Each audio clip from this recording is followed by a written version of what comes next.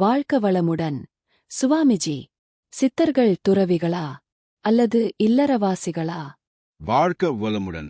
இல்லற துறவரம் என்பதன் பொருள் பற்றி முதலில் சரியாக உணர்ந்து கொள்ள வேண்டும். இல்லறம் கொண்ட பொருளேற்றி காத்து தானம் துய்த்து பிறருக்கும் கொடுப்பது இல்லறம்.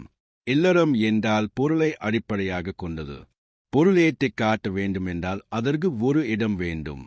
திருமணம் செய்து கொண்டு இருவரும் வாழ்ந்தால்தான் இல்லறம் என்பார்கள். அது தவறான கருத்து.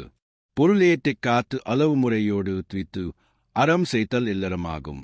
பொருளேற்றும் தொழிலை விட்டு அகத்தவத்தின் சாதனையால் பிரபஞ்ச ரகசியம் அறிந்து உடல், உயிர், மனம், அறிவு, சிவகாந்தம் உணர்ந்து அறநிலை தெளிந்து அறிவுத்துறையில் முழுமை பெற்று நேர்மை தவறாது முழுக்க வழி வாழும் அறிவை மக்களுக்கு புகட்டி அதன் மூலமாக தொண்டு செய்து வாழக்கூடியவர்கள் துறவரம் என்ற நிலையை உடையவர்கள். துறவரத்தான் என்றால் பொருளேற்றி காப்பது தவிர்த்து அறிவுத்துறையிலிருந்து தொண்டாற்றிக் கொண்டு இருப்பவன். ஆனால் சித்தர்கள் எல்லாரும் துறவரம் இரண்டிலுமே இருந்தார்கள்.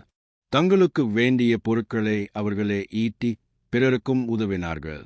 அதே போன்று அறிவுத்துறையிலும் மேன்மையறிந்து எல்லோருக்கும் அறிவு தொண்டாற்றினார்கள். அன்றும் இன்றும் என்றும் அவர்கள் தொண்டு எங்கும் ஏற்புடையதாயிருக்கின்றது.